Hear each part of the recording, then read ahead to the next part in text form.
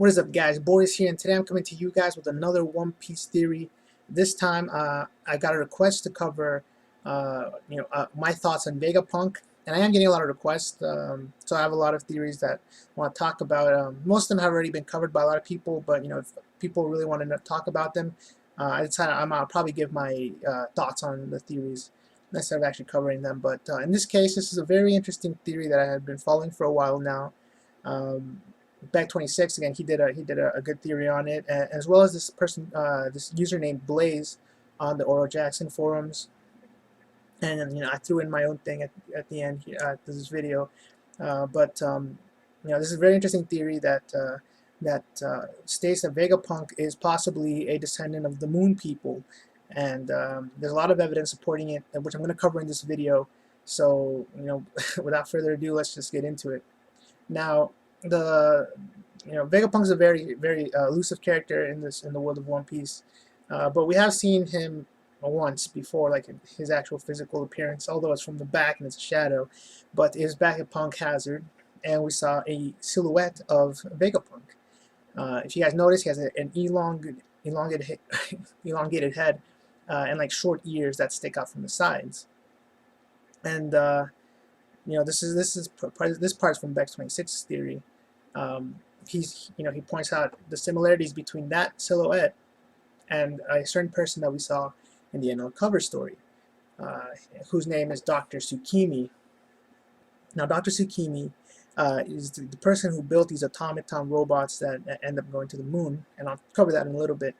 But if you guys notice, he also has an elongated head, as well as those short, the small ears that poke out from the side. The difference here being is the mustache, of course. Dr. Tsukimi, keep in mind, he's very old. So, I can definitely see him, I don't expect him the same kind of mustache as someone as Vegapunk would, because Vegapunk isn't that old from what we can gather. Excuse me, we can infer that he's not as old as Dr. Tsukimi in this picture. So similarities, I can definitely see them there. I can definitely see that. And, that's not the only similarity between the two. When we go back to the cover story, we see here, so flashback, born that day on Karakuri Island. Now, Karakuri, for those of you who don't know, are these sort of machine puppets that are very popular in Japan. And you see here the robot dreaming of the day when Dr. Tsukimi first built him back on Karakuri Island. Okay. And why is this? Why is this important? Why is this? Well, the thing is, if you guys remember back where Frankie went during the time skip, Frankie actually went to Karakuri Island, which happened to be the birthplace of Dr. Vegapunk, and that's where he found Vegapunk's secret laboratory. So, if that connection isn't enough to, to convince you guys, we'll have to wait and see, I guess, for more evidence. There is sort of a bit of a we're not 100% sure on the translation for that Karakuri Island, but we can be safe and assume it is for now. Definitely, it would indicate that Vegapunk is a possible ancestor of Dr. Tsukimi, and he possibly, anything that Dr. Tsukimi would know, he might have passed down through the generations to possibly Vegapunk. Now, if Dr. Vegapunk is an ancestor of Dr. Tsukimi, well then let's figure out some stuff about Dr. Tsukimi and see if we can figure out something about him. And the first thing that I'm going to point out here is the fact that there was an explosion on the moon that caused him to die. Pretty much, I think it is shock, or heart attack, or something like that, and which ultimately led to the machines going up to the moon and trying to, I'm not sure, extract revenge or see exactly what's going on. But of course, I think Tsukimi or something means like the goddess of the moon or something. I can't remember exactly, but there's definitely a connection between Dr. Tsukimi and the moon. Something about the moon being hit by something or being exploded on, really shocked him. And what that is, I'll talk about a little bit that in a bit too, but let's keep that in mind. So what happens when he passes out, or he dies, I guess? the automata go up to the moon using a specific method of balloons. They use balloons to go up to the moon. And this might seem weird at first, but it's very important, very significant for the following reason. The reason is that we've seen this method of transportation before in the same cover story, right here, or I think it's actually later on. And here we see the three races, the Burkans, Shandorians, and Skypians, using balloons and saying farewell to those automatons that were on the moon already to go down to Earth. So it looks as though that's how they got back down to Earth, is using these balloons. So maybe the ship went down a little bit, and then from there they took the balloons. I don't know, but if the automaton were able to get up to the moon with the balloons, you can assume that these guys were able to get down to Earth with the balloons. And this sort of conflicts with some theories that Uranus is the ship that the Skypians used to come down to Earth. Here we clearly see that they use balloons, at least for some part of that transition. So I don't know, but the important thing here is that the balloons were used, and somehow the automaton had knowledge of that balloon transportation. So why do they have that knowledge? Well, the theory is that possibly Dr. Tsukimi has a relationship to the moon people, and he knew about that form of transportation, that you could actually get to the moon with balloons, as well as the fact that we see automaton right there on the description itself, or whatever you want to call it.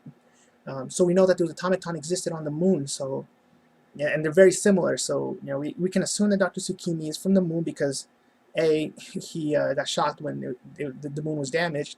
B, because the automaton knew about the balloon transportation method, and C, because we see a very similar automaton-looking people on the moon, or in the moon. Well, yeah, on the moon. So if he's from the moon and Vegapunk is a descendant of Dr. Tsukimi, you can assume that Vegapunk has connections to the moon people.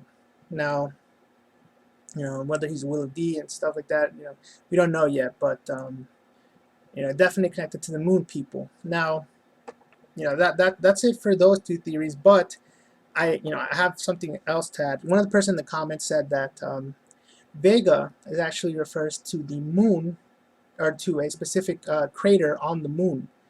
And Vega, I looked it up. The main definition is the brightest star in the Lyra constellation, but it's also that was the second definition, was it's a crater that was on the moon. And when it comes to names in One Piece, Oda normally picks very specific names, or names main characters after real people, whether it's in real life or in fiction. And so when it comes to Vegapunk, we're not really sure who's named after. The moon that's called Vega the crater that's named Vega on the moon is named after a mathematician, I believe. But that still doesn't claim Vegapunk. What is that for? But actually, I looked up punk. I literally just typed in punk into dictionary.com, and the first, I thought, we all know what punks are. I thought I know what I would see, what the first definition would be. But no, I was really surprised. The first definition, when you type in punk into dictionary.com, is, I'm going to read it right now. It's a prepared substance, usually in stick form, that will smolder and can be used to light fireworks and fuses, etc. So when you put the name together, Vega and Punk, you get Vega, a crater on the moon. That apparently is what caused Dr. Tsukimi to die. And then Punk, which is something like a tinder, something that fuels an explosion or a firework. So if you put those two together, you get some sort of explosion on the moon. So that's exactly what happened. And that would explain his name. Again, this isn't like some weird definition of punk. This is literally the first one that comes up on dictionary.com. So yeah, very interesting. So this is going to be it for this video. I'll leave the link down below to both Beck's theory, which goes a little bit more into revolutionaries and stuff, but Blaze's theory is also the one I focused most on in this video, and that's more, most of what I talked about in this video. So I'll leave those down below if you want to check them out, like always. And let me know what you guys think. I think this is a very solid theory. has a lot of evidence, like I said, going and supporting it. And what role will Dr. Vegapunk play in the end? Is he a good guy? Is he a bad guy? We know he's researching devil fruits. We know he's able to infuse them with inanimate objects. We know that he has developed the sea stone cuffs based on his research of devil fruits. And of course, there's a lot of people believing that devil fruits are originally from the sky. So, there's a lot of connections there to the sky and to the moons and the Skypians. So, let me know what you guys think. Make sure to leave a like if you guys liked it, so that people can see it. And subscribe for more One Piece theories. And until next time, guys, thanks for watching.